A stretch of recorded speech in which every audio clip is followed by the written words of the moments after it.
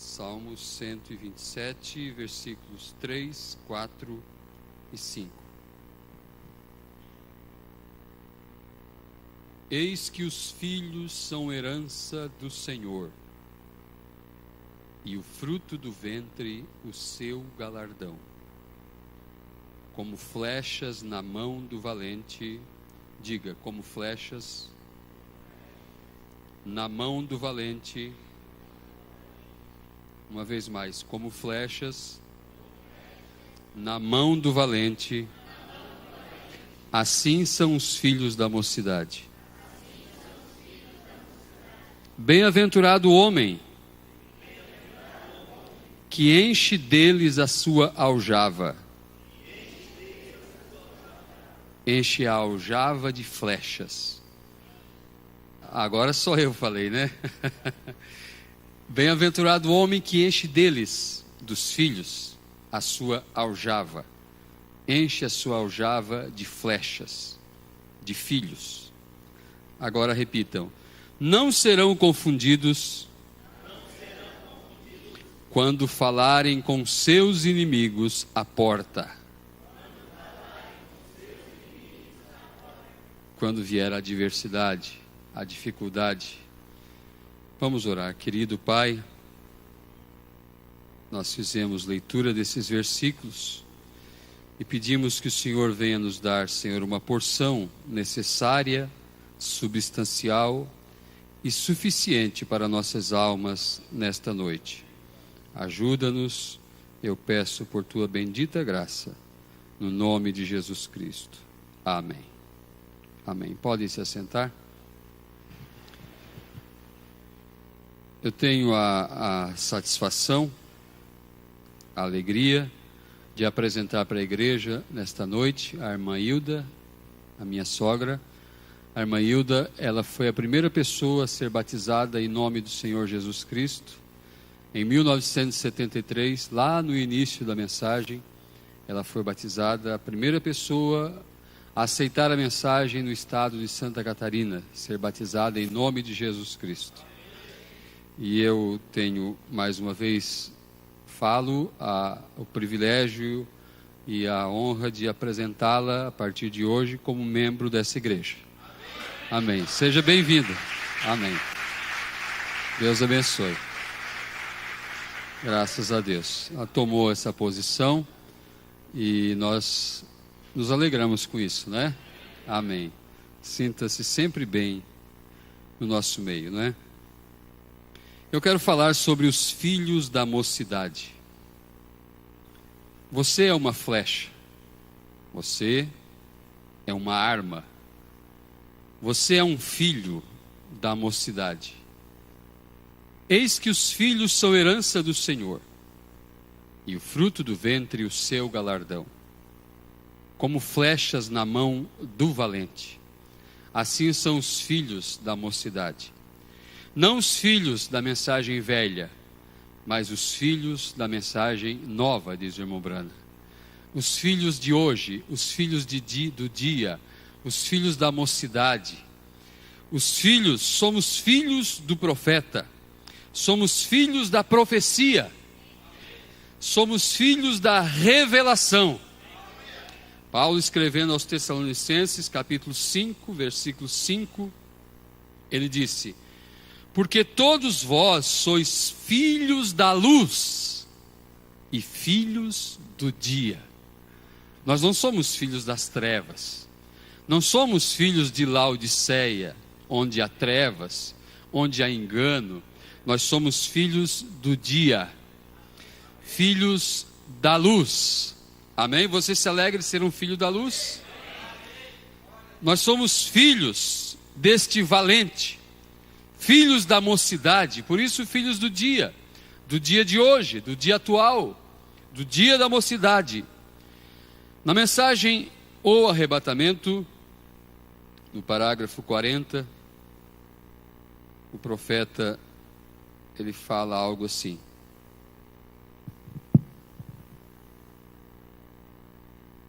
parágrafo 40. E se Moisés tivesse vindo e trazido a mensagem de Noé, Nós construiremos uma arca e flutuaremos Nilo abaixo. Não teria funcionado. Quer dizer, se Moisés tivesse trazido a mensagem de Noé. E nem teria a mensagem de Jesus jamais funcionado em Moisés. E nem teria e nem irá a mensagem de Wesley jamais funcionar em Lutero, ou Wesley ou Lutero, e vice-versa. E hoje nossa última grande reforma foi Pentecostes. E hoje estamos saindo disso. E a mensagem pentecostal não se misturará com isto. Quer dizer, saímos da mensagem pentecostal. E hoje estamos saindo disso. E a mensagem pentecostal de Laodiceia não se misturará com isto, com a mensagem do dia. Amém? Porque é outro dia. É tudo a palavra de Deus. Porém está edificando, como os pés, braços subindo, está formando uma noiva para o arrebatamento. Está vendo? Não desloque aquelas pessoas lá atrás. Elas viveram para a sua mensagem. Todas elas saíram que estiveram na noiva. Então o profeta vem dizendo que hoje é um novo dia. É um novo amanhecer. É uma nova etapa. E não traga sua denominação para a mensagem, ele disse, em uma literatura. Na mensagem, o único lugar provido por Deus para adoração, 176. Tentam voltar e dizer, bem, agora nós somos luteranos, queremos vir até aqui, você tem que morrer para a era luterana para nascer na era de Wesley. Você tem de morrer na era de Wesley para nascer na era pentecostal. E você tem de morrer na era pentecostal, não deixar nada dela de resto, queimá-la com fogo, porque será queimada como o talo do qual o trigo sai. O talo, a denominação, tem de ser queimado. Deste modo, não traga sua denominação para a nova mensagem, para um novo dia. Por isso somos filhos da mocidade. E como flechas na mão do valente, assim são os filhos da mocidade. Não do dia de ontem, mas do dia de hoje. Não traga sua denominação para a nova mensagem.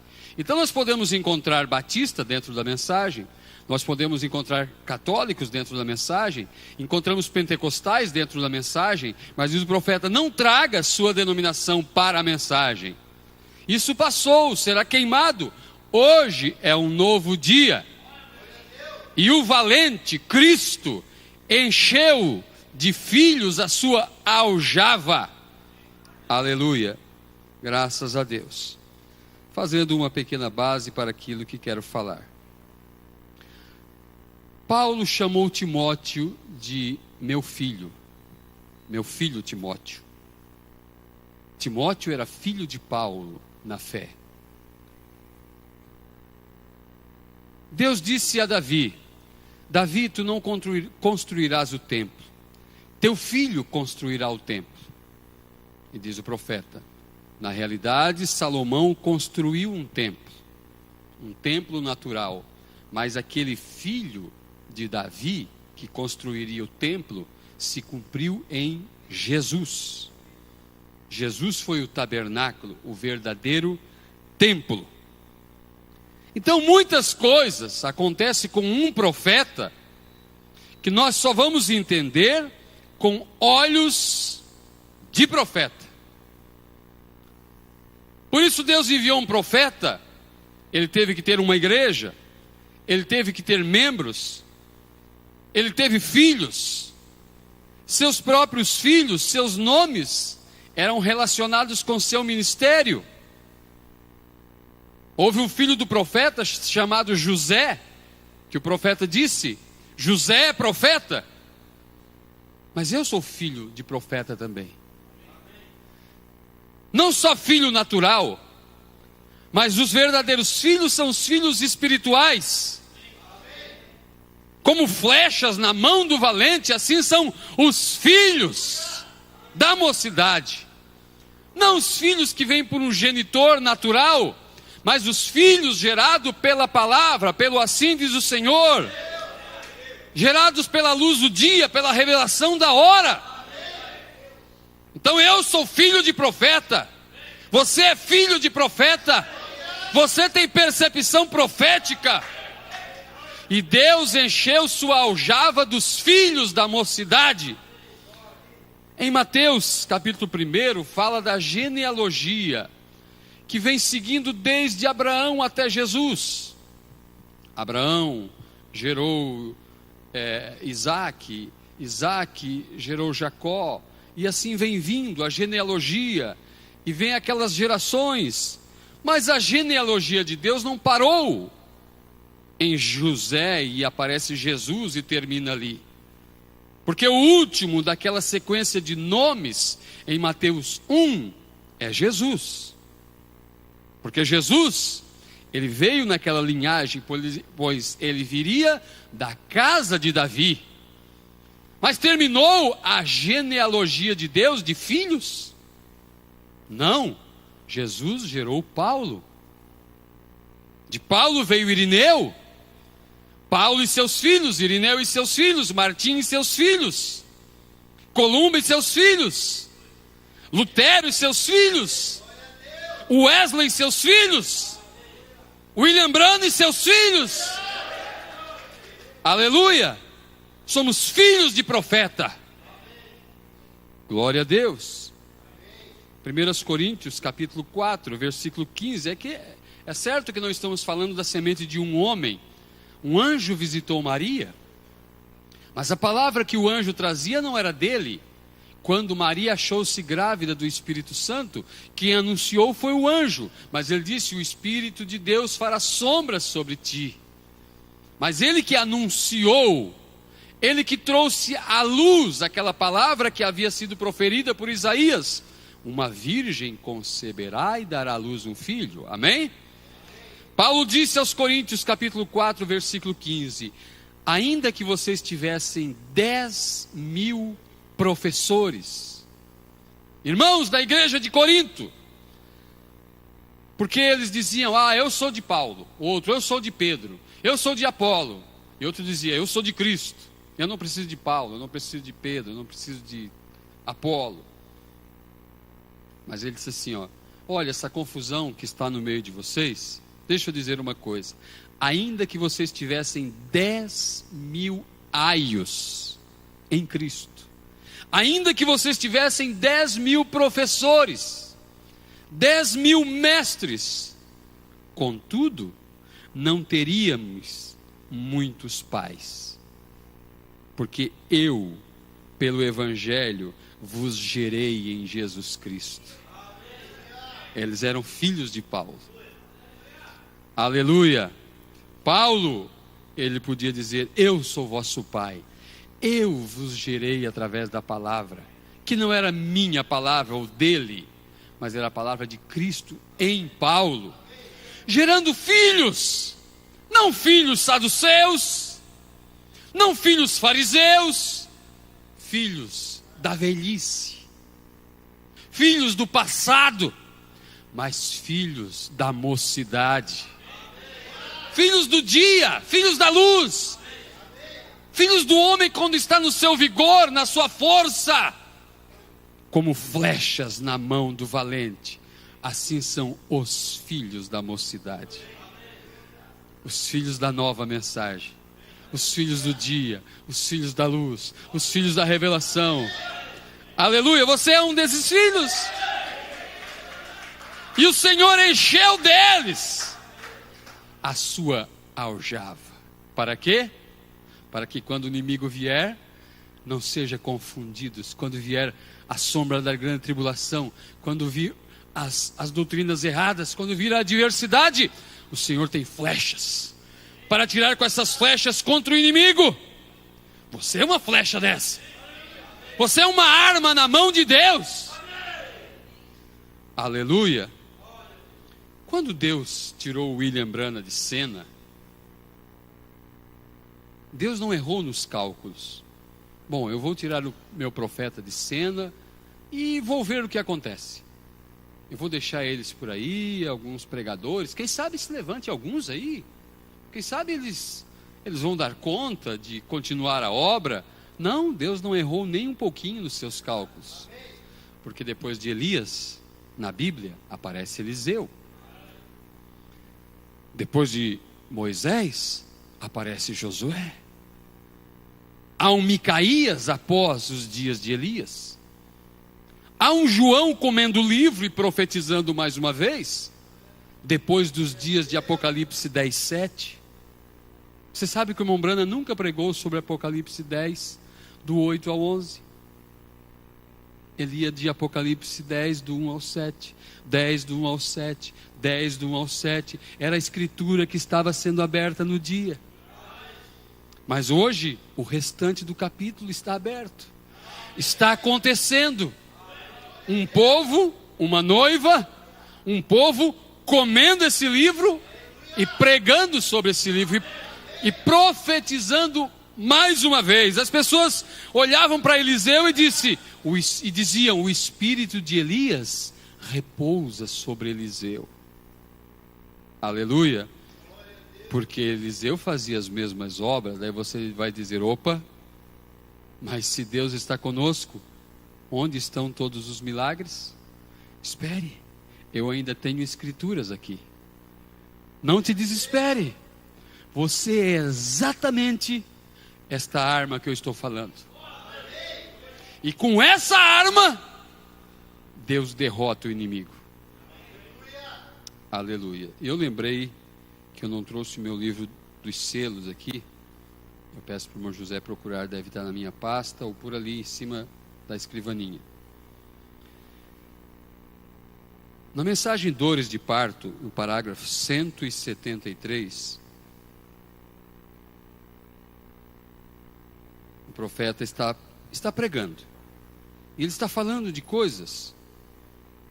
E essas coisas são profecias. Obrigado, irmão. E ele está falando essas coisas. E de repente ele diz assim: estes homens, se eles captam isso, quer dizer, isso que eu estou falando, estes homens, lembre-se, na mensagem Dores de Parto, a plataforma estava cheia de ministros, e até mesmo amigos do irmão Branham, e muitos amigos do irmão Branham, porque nesta mensagem foi quando aconteceu o episódio das páginas da Bíblia colada, e nenhum deles veio com sua Bíblia e disse: irmão Branham, leia aqui na minha Bíblia, irmão Branham. E ninguém notou, o irmão Branham não notou que era uma Bíblia nova, estava com as páginas grudadas.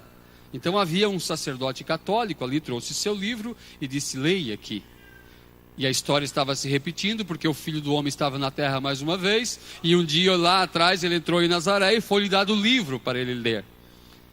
Então o irmão Branham diz: estes homens, leia-se, esses ministros, se eles captam isso e saem com isto, eles podem dar mais sentido a isto.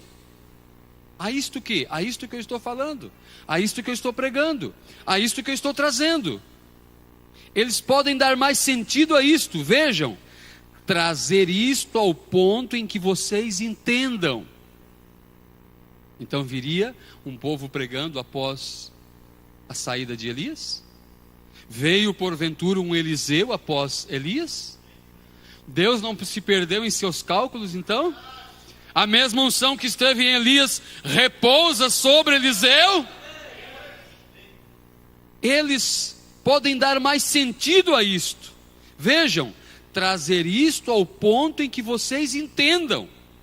Eu somente quero depositar esta semente, então espero que eles a façam vir à vida. Era um profeta apontando o caminho, era um profeta dando chaves na Bíblia, para que homens que viessem após ele, usassem essas chaves e abrissem as escrituras, que ele apontou. Aqui está uma chave, ali está uma porta, esta chave abre aquela porta, e agora nós temos que ir lá com essa chave e abrir a porta. Aleluia! Quando Elias estava tão desanimado, o irmão Branham disse que ele estava estressado, ele estava com os nervos à flor da pele, ele queria a morte. Ele disse: Senhor, eu não sou melhor que meus pais, leva-me para casa, Senhor. E Deus mandou um anjo, o mais dócil, o mais delicado, o mais cuidadoso que havia no céu, diz o profeta. E Deus chamou aquele anjo e disse: está vendo meu servo lá debaixo do zimbro? Ele está cansado, ele tem lutado contra Jezabel sozinho, contra aquelas doutrinas falsas.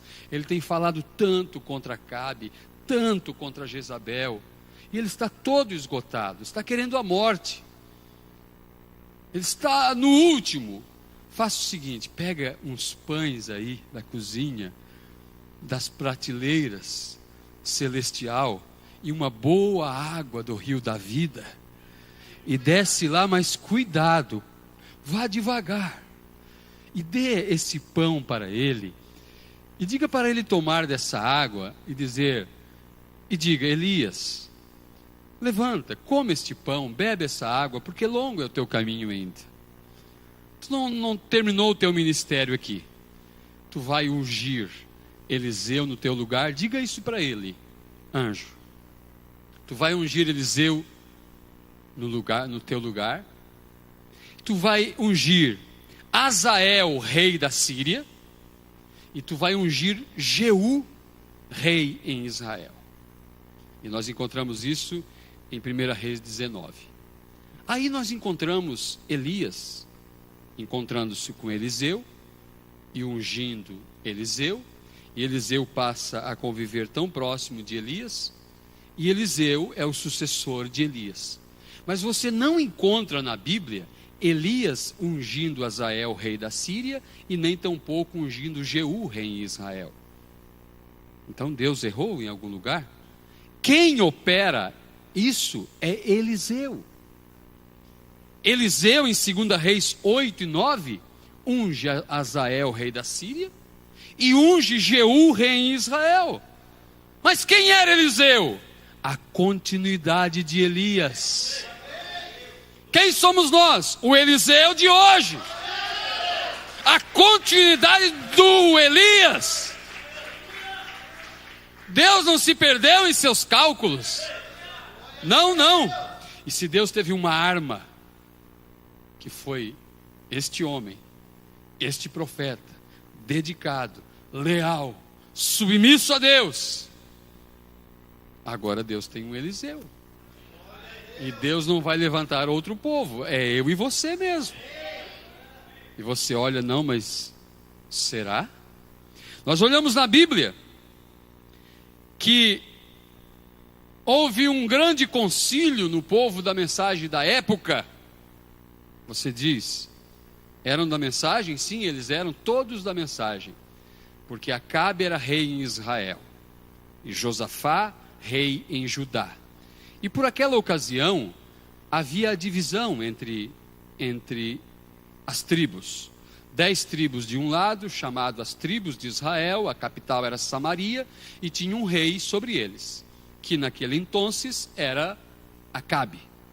E do outro lado estava o reino de Judá, que era somente 2 tribos, Judá e Benjamim, e sempre tinha um rei sobre eles. Então você encontra no livro de Reis e no livro das Crônicas esses 2 reinos.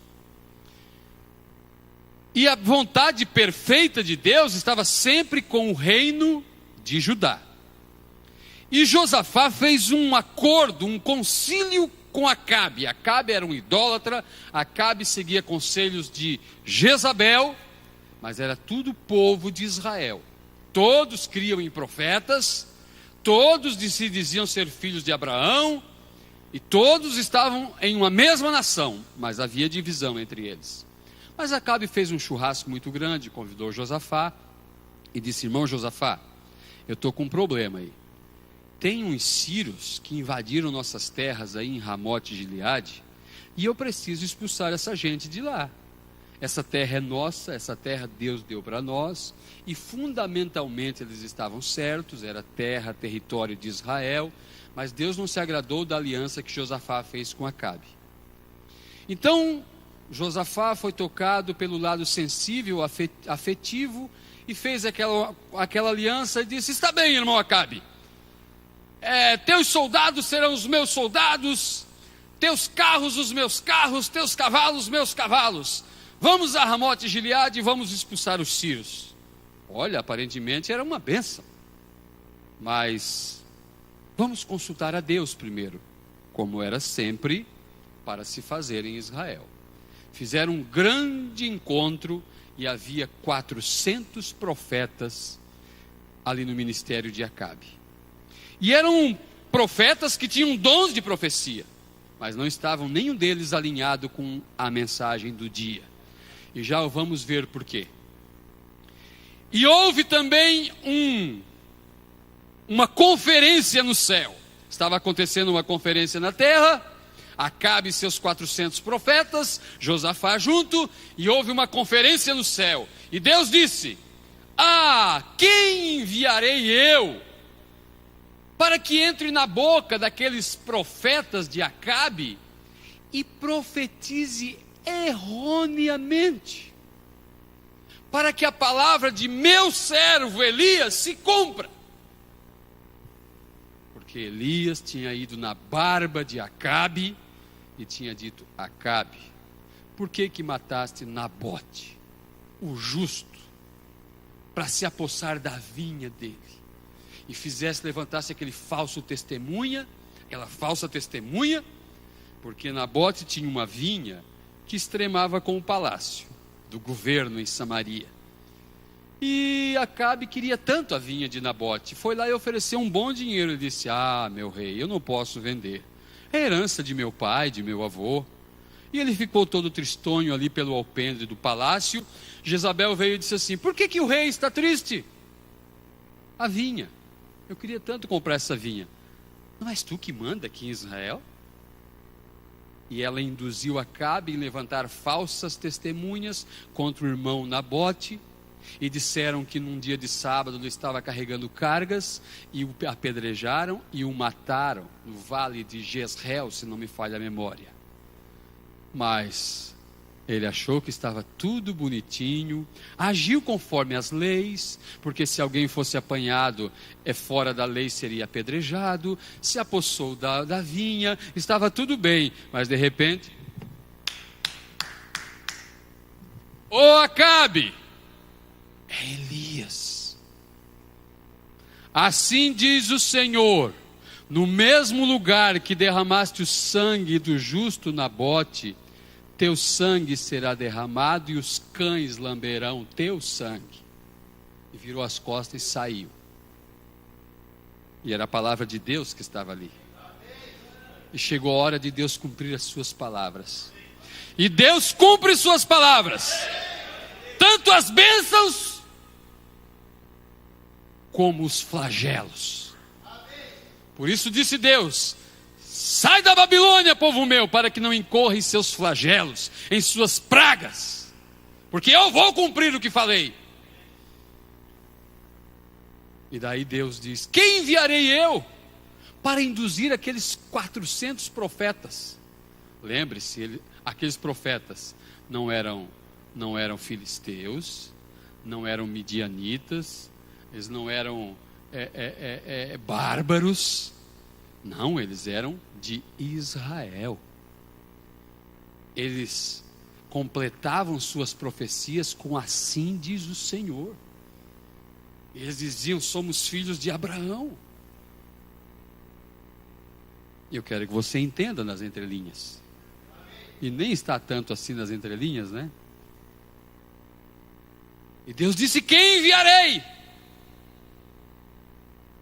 Aí um espírito de mentira teve a petulância de se aproximar diante de Deus, vindo lá do inferno. Envia a mim, eu entro na boca deles e faço eles profetizar falsa profecia. Então vai, entra na boca daqueles profetas e profetiza para eles irem. Aí os 400 profetas, e um deles chamado Zedequias, se não me falha a memória, fez uns chifres, e se apresentou, e a sua pregação naquele concílio foi a mais fervorosa, porque se apresentou e disse: ó rei, vá, que serás vitorioso, e vencerás os sírios e os expulsarás, assim diz o Senhor. Aí Josafá viu todo aquele barulho, e Acabe disse: então, Josafá, vamos sair amanhã com nossos carros? Ele disse: olha, não tem mais um profeta aí não? Não tem mais um que nós possamos ouvir? Aí Acabe pensou: na verdade tem mais um aí, mas eu vou te contar, ele só profetiza mal a meu respeito. Ele não fala coisa boa, a mensagem dele é só reprovação a mim. Não sabe que eu sou um ministro da mensagem? Não sabe ele que eu sou o rei em Israel? Aí Josafá diz assim: vamos ouvir o homem? Tudo bem, ele não queria perder a aliança com Josafá. Mandaram chamar Micaías, filho de Imlá. E o homem que trouxe Micaías disse: Micaías, é o seguinte, olha, o ministro tem bons planos para ti, mas concorda com o que os outros já falaram. Todos disseram a uma voz: vai, rei, serás vitorioso. Micaías chegou em cena e disseram: Micaías, o que dirás? Ele disse: vai, rei Acabe, o Senhor é contigo, serás vitorioso. Aí Acabe olhou assim: Micaías, Micaías, tu não me enrola. É claro que não está escrito enrola na Bíblia, né? Aí diz o irmão Brana, Micaías disse: me dá uma noite, eu vou consultar o Senhor. No outro dia o homem de Deus se apresentou e disse: assim diz o Senhor, eu vi Israel disperso como ovelha sem pastor. Ou seja, se eles não tinham ovelha, porque o rei ia morrer. Veio um profeta daquele, parece que foi o próprio Zedequias, e disse assim: rapaz, quem és tu para desafiar o nosso concílio, o mais antigo nessa nação? Nós aqui da igreja mãe, da sede, aqui do ramo original. Deixa eu pregar um pouco hoje. Para dizer tal palavra, se o Senhor tivesse que falar alguma coisa, falaria por mim. Ele disse assim: eu vi quando o espírito de mentira foi na presença de Deus, e Deus permitiu esse espírito de mentira entrar na boca de vocês. Vocês estão debaixo de uma unção errada, permitida por Deus. Mas como que pode Deus fazer isso? Eu estou dizendo agora, sabe por quê? Porque Micaías alinhou a sua visão com a palavra de Elias. Como que Deus falara algo para Elias na porta do palácio contra Acabe, e agora Deus ia abençoar o que ele já havia amaldiçoado. Micaías olhou para a mensagem de Elias e disse: a minha visão é verdadeira, ela está alinhada com a palavra. E 400 homens foram envolvidos num espírito errado, nem sequer consultaram o que o profeta disse a respeito. Mas hoje há um Micaías na terra, há um Micaías olhando. Vamos ver se esse assunto que está sendo pregado realmente o Elias falou assim. Ele falou, amém, assim diz o Senhor. Glória a Deus. A maior batalha jamais pelejada, no parágrafo 136. Observe Micaías naquele dia, aquele fanático filho de Imlá. Havia 400 profetas ungidos, segundo eles, todos bem alimentados e bem ataviados, e cada um com muita educação, e todos a um só profetizaram ao rei, dizendo: ó rei bondoso, sobe que o Senhor será contigo, aquilo é nosso, porque Josué não o deu a nós, sobe e reclama aquilo, sobe a reclamar a terra. Logo Josafá disse: não há outro profeta por aí? Já haviam profetizado 400, por que não crer nos 400? Ele disse: seguramente que haverá outro profeta em alguma parte.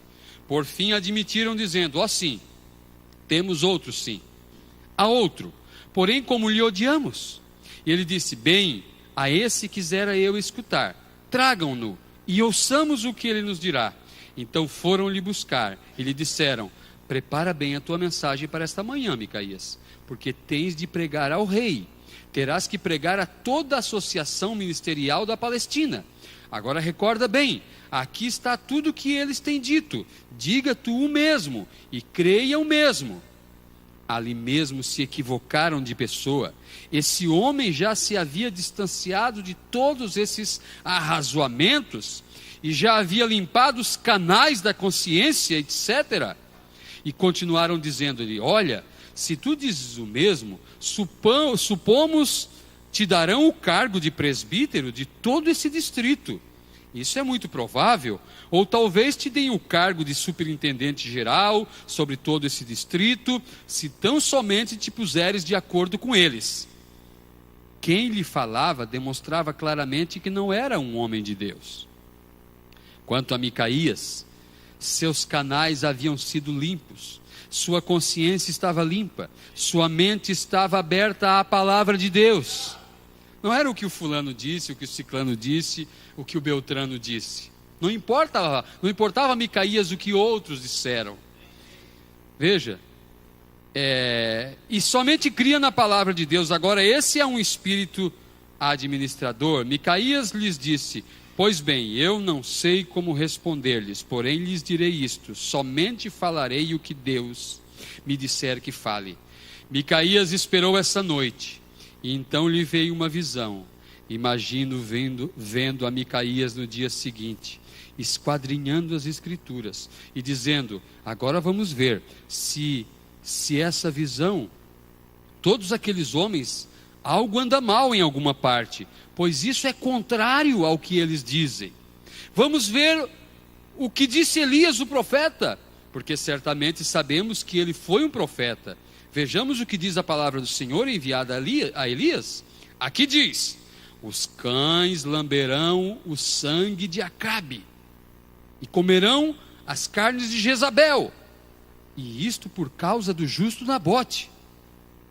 Então, quando Micaías viu isto, soube que sua visão estava diretamente em linha com a palavra de Deus. Quantas vezes eu quis estar errado, de acordo com a minha posição na palavra. Tudo que eu queria era estar errado. Mas quando eu ia para as mensagens, eu dizia: Senhor, não tem como contrariar, é a tua palavra. É a tua palavra, Senhor. Então, quando Micaías viu isso, soube que sua visão estava diretamente em linha com a palavra. Sabia que a Acabe lhe viria algo tremendo. Que a Acabe viria algo tremendo. Micaías lhe disse: sobe, pois, porém eu vi todo Israel. Vê você? Ele não tinha vergonha de declarar sua visão, porque era a palavra do Senhor. Ele sabia que podia aceitar isto perfeitamente. Por quê? Porque havia aberto seu coração e sua mente à palavra de Deus. E a palavra de Deus lhe havia sido revelada uma vez mais. Por conseguinte, ele sabia que era perfeitamente a palavra de Deus. Agora você chega e diz: se tão somente eu pudesse ser um Micaías. Você o pode ser. Você mesmo o é. E tu também, irmã. Cada um de vocês é como um Micaías, o profeta. O Micaías que profetizou somente o que Elias já havia falado. Ele só trouxe em cena o que Deus já havia mostrado para Elias.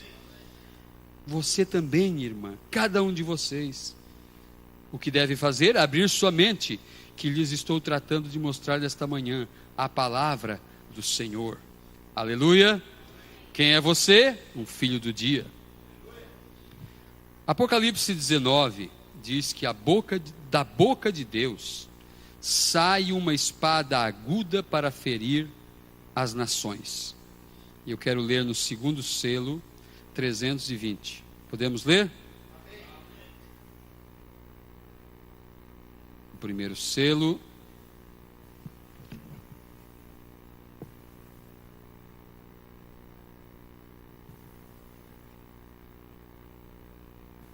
Agora vocês entendem? A congregação diz amém. Quantos agora entendem o que é esse selo? Muito bem. Agora o que disse Jesus? Os que lançam mão da espada, a espada morrerão, está certo? Muito bem, muito bem. Este cavaleiro e todos os súditos do seu reino que foram matando no decorrer das eras, que arrancaram todo este sangue dos mártires, dos santos, serão mortos pela espada de Jesus Cristo quando ele vier. Os que lançam mão da espada serão mortos pela espada. Eles lançaram mão da espada do dogma e anticristo. Essa foi a maior matança que Roma fez, que o anticristo fez, que o falso profeta fez. Não a morte literal dos cristãos, mas a matança com dogmas e falso ensinamento, correto? Eles lançaram mão da espada do dogma e cortaram os verdadeiros e genuínos adoradores no decorrer de todas as eras aos milhões. E quando Cristo vier com a espada, porque é a sua palavra que procede da sua boca, ele matará todo inimigo que haja diante dele. Vocês creem nisto? Matará o inimigo. Quando ele vier, com a sua palavra. E eu pergunto, ele veio com a sua palavra? Se ele veio com a sua palavra, ele está matando o inimigo. Deus mandou o profeta pegar uma pedra, ele e mais alguns irmãos estavam na montanha, pega uma pedra, joga para cima, houve 3 explosões que foram ouvidas ali, naquele local. Mas aquelas explosões causaram 2 tremendos terremotos já na história, e a última explosão causa o terremoto que afundará Los Angeles. Então, quando um desses filhos do dia, que é como flecha na mão do valente, está pregando, como eu estou pregando essa noite, como qualquer ministro está pregando, quando você está dizendo amém à palavra, quando você está falando para alguém, aquilo não fica ali, aquilo entra no mundo espiritual e atinge o inimigo. Nós estamos reclamando a terra para nós, nós estamos reclamando o reino restaurado para nós, e antes desse reino ser implantado na terra, isso tem que ser destruído, e Deus está destruindo esse mundo, porque uma espada está saindo da sua boca, flechas estão saindo da boca de Deus. Quem é a boca de Deus na terra hoje? Um dia foi Elias, depois foi Micaías. Você é o Micaías, alinhado com a profecia de Elias. Então veja quem somos, irmãos. A espada que sai da boca de Deus hoje é Apocalipse 10, do 8 ao 11. Um povo que come o livro e profetiza mais uma vez. Espada afiada, flecha aguda, arma certeira. A palavra manifestada hoje, repito, não é um profeta, são os filhos do profeta. A palavra manifestada hoje não é Elias, é Micaías, é Eliseu, é João, é Josué. Após os dias de Moisés, assim como fui com Moisés, serei contigo. É claro que no profeta se cumpriu todos os tipos. Ele foi Moisés, ele foi Josué, ele foi Cristo, ele foi Elias. Todos os tipos se cumpriram no último profeta. Mas cabe a nós representar nosso papel em tempo presente. Por isso aparece uma civilização de fé, diz o profeta. Por isso aparece uma nova geração. É um povo que são os filhos desse profeta, filhos do dia, filhos da luz, filhos da palavra, filhos da revelação. Você diz, mas eu não me vejo assim. Gideão também não se via assim. Quando Deus foi para ele e disse assim: varão valoroso, vai nessa tua força, expulsarás os midianitas, expulsarás os inimigos do povo de Deus, matarás eles, derrotarás aqueles 3 reinos que eram os midianitas, mais outros 2 povos lá que estavam juntos como gafanhotos. Ele não se via assim. Eu? Sim, vai nessa tua força, não te enviei eu? Você não se vê assim, mas você é. Você não se vê essa arma preparada, mas você é. Você não se vê uma flecha certeira, mas você é uma flecha certeira.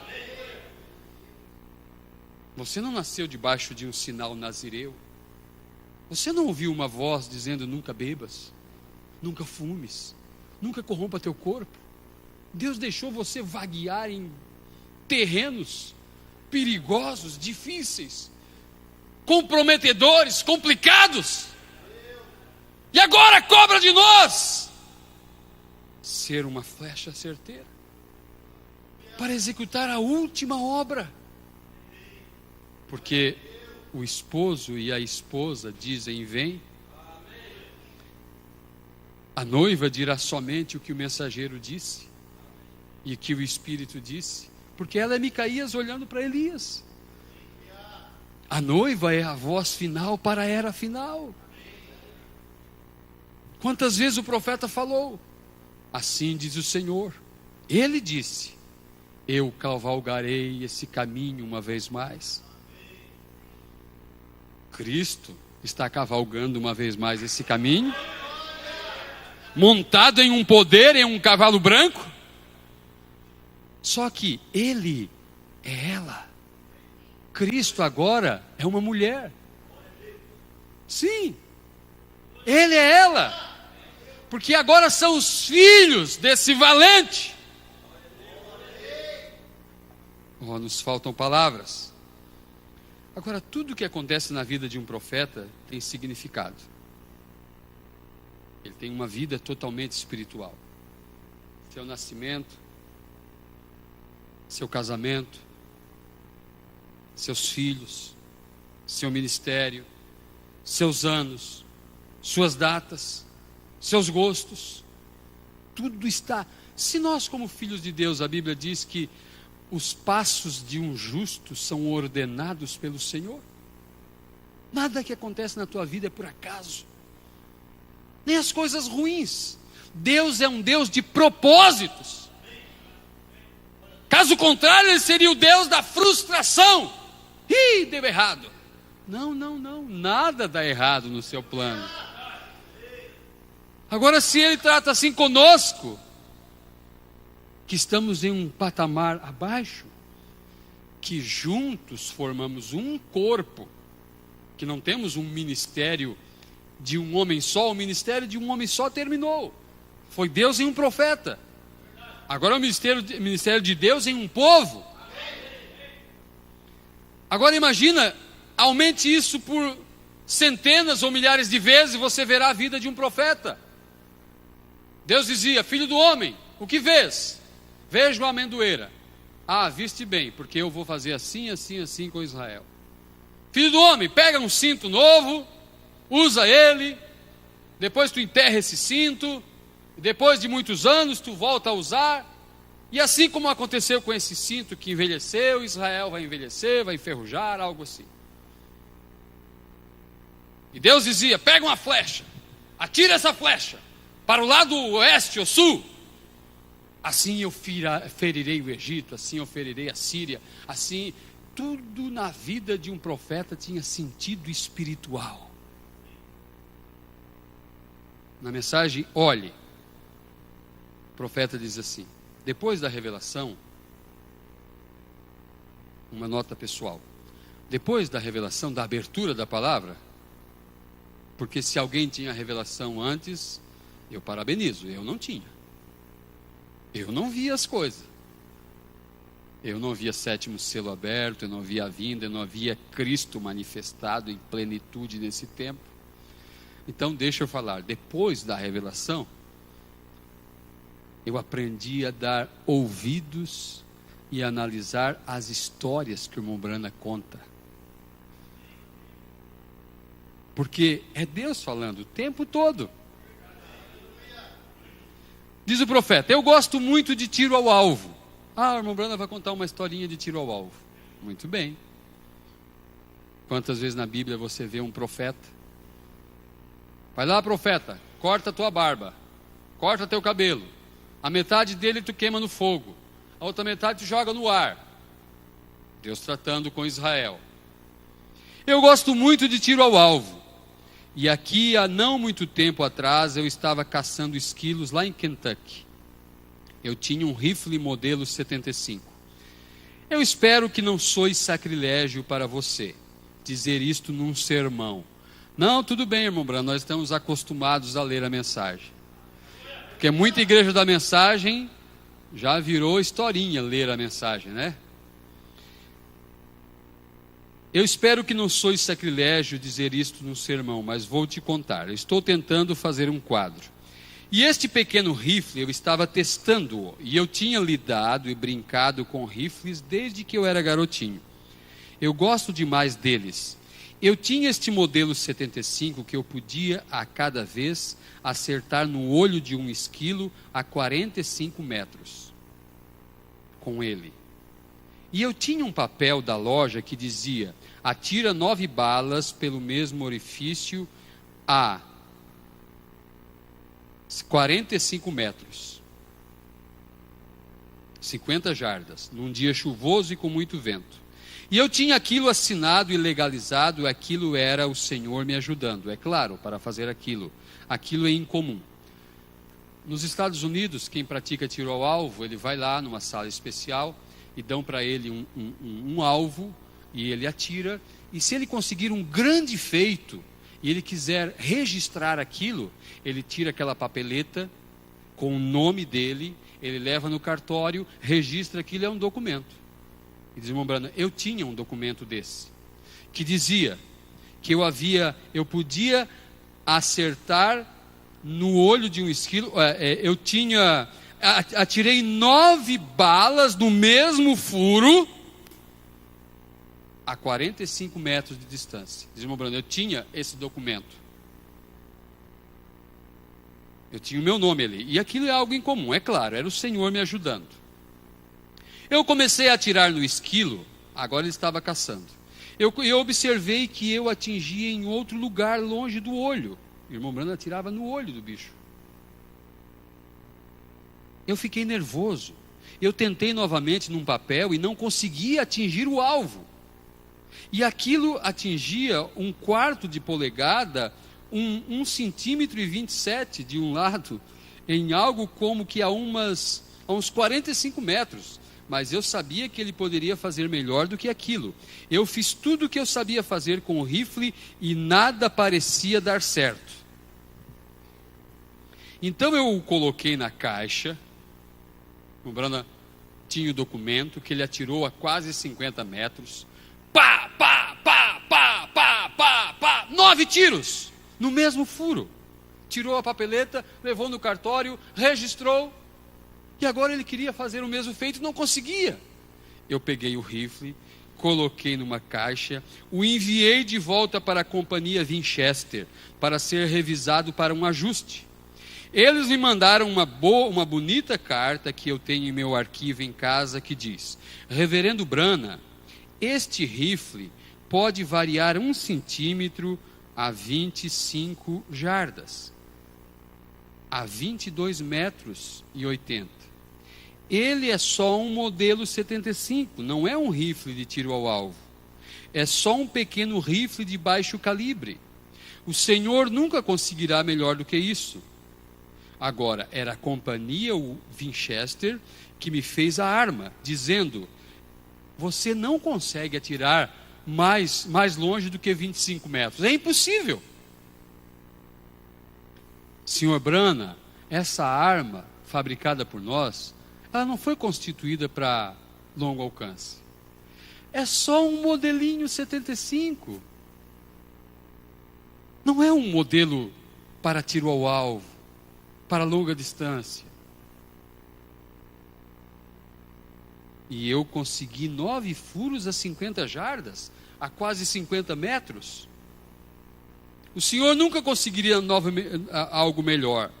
Agora aqui está o que eu penso. Minha esposa disse: Bill, se aquela companhia que fez o rifle disse isto, que não faz melhor do que isso, quem é você para dizer isso?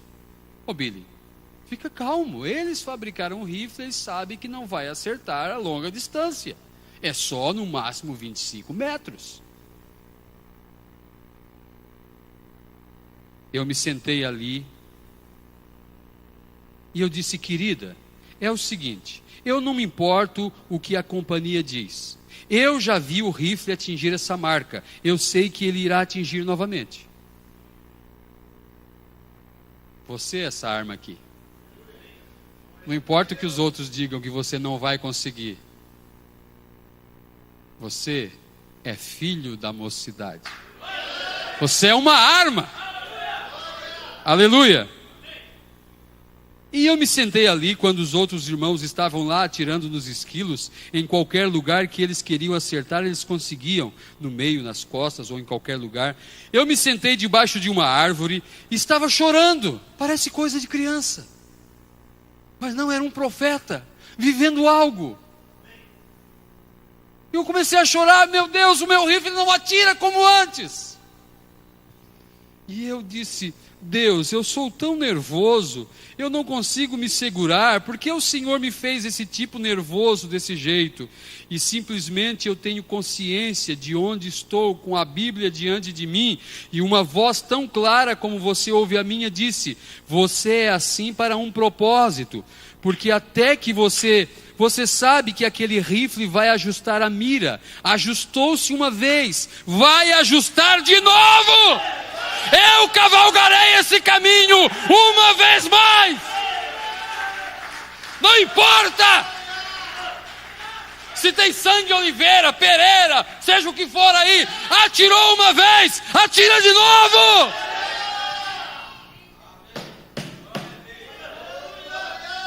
Ajustou-se uma vez, vai ajustar de novo. É o mesmo rifle, é o mesmo calibre, é a mesma palavra, é o mesmo ministério. É Elias depois de Eliseu, é Micaías olhando para Elias. Portanto, eu vejo isso, entende? Se obedecer a palavra, pegando o ajustador de alcance e colocando no lugar, até que eu possa ver aquela mesma coisa que os apóstolos viram. Porventura não somos nós levados à doutrina dos apóstolos e dos profetas? Porventura não fomos levados? Porventura a sombra de Pedro não curava enfermos? E o mesmo Deus é o mesmo rifle, não é outro rifle, é o mesmo povo, é a mesma noiva, é o povo efesiano mais uma vez. Não importa se a companhia diz não, é impossível. Não importa se o oliveira é assim, não importa o que seja. Atirou uma vez. Deus pegou Pedro, medroso, ajustou ele, e ele pá, pá, pá, pá. Deus pegou cada mensageiro, Deus pegou o profeta, e foi aquela arma potente. Agora é a mesma arma de novo. Eu olho para a igreja e eles dizem: agora, se eu tivesse olhado, aqui está. Portanto, veja isso, entende? O mesmo evangelho que eles pregaram, ele vai produzir o mesmo resultado, porque teve esse mesmo resultado com eles. Vai atingir o alvo toda vez. Não importa o que as igrejas dizem e o que as pessoas dizem ser, eu sei que a palavra produzirá isto, porque é para onde eu quero olhar, e esta palavra, para ver se ela está em foco exato, para ter a mesma visão que eles tiveram. A palavra fará a mesma obra que fez por eles, curará o enfermo, ressuscitará os mortos, expulsarão os demônios, trará a gloriosa igreja que está desejando selar seu testemunho com sangue, se isto for necessário, porque depende do que você está olhando. Não importa se eu estou enfermo, não importa se você está enferma, não importa o grau da enfermidade, não importa a situação, você, um dia a igreja atirou e acertou o alvo, você é a mesma arma na mão de Deus. Agora eu olho para a igreja, e agora se eu tivesse olhado para o que a companhia Winchester disse, a qual fabricou o rifle, então eu teria ouvido a eles, mas eu sabia que poderia ser diferente. Agora eu olho para a igreja e eles dizem: aqueles dias são passados, não há tal coisa como aquela.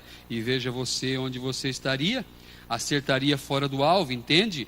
Mas se ele sempre foi Deus, ele ainda é Deus. Ele sempre foi Deus, ele não pode ser nada menos do que Deus, ele é o Deus, o eterno. Portanto, nós queremos olhar no alvo, não no alvo que a igreja está atirando, mas no alvo que Cristo está atirando. Aleluia. Como flechas na mão do valente, assim são os filhos da mocidade. Aleluia. Bem-aventurado o homem que enche deles a sua aljava. Não serão confundidos quando encontrarem com seus inimigos à porta. Certa vez alguém falou para mim, para defender o ponto de vista de seu pastor,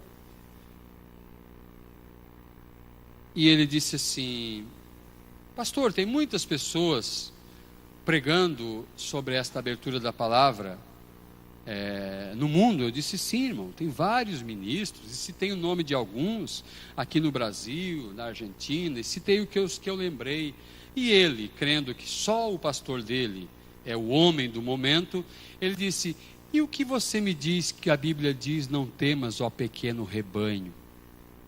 Aí eu pensei: Senhor, me ajuda a dar uma resposta para esse homem. Eu disse: irmão, certa vez, o irmão Brando esteve na 6ª dimensão. Ele não viu o grupo de Paulo, nem os de Irineu, nem os de Martim, ele viu só os dele. Ele disse assim, eram milhares. Eram milhares. Bem-aventurado o homem que enche deles a sua aljava. Aleluia. São poucos comparado com o mundo. É uma minoria comparado com o mundo, mas é um bom número na presença de Deus. Aleluia. Querido e amado Pai, sela minhas palavras, Senhor, de uma forma, Senhor, profunda no coração de cada um, Pai. Deus bendito, se falei alguma coisa, Senhor, nada foi por vaidade, Pai, porque queremos ver as pessoas despertadas para a realidade dos fatos, a declaração da Tua palavra nesse dia. Continua conosco, Pai, dirija-nos agora no transcorrer da ceia. Por Tua bendita graça nós pedimos. Amém, Senhor. Amém. Sublime graça do Senhor,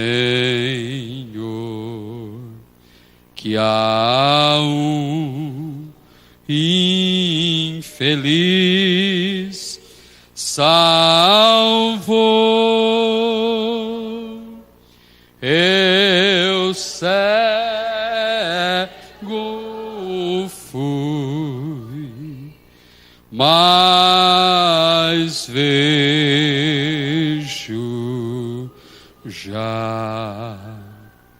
Perdido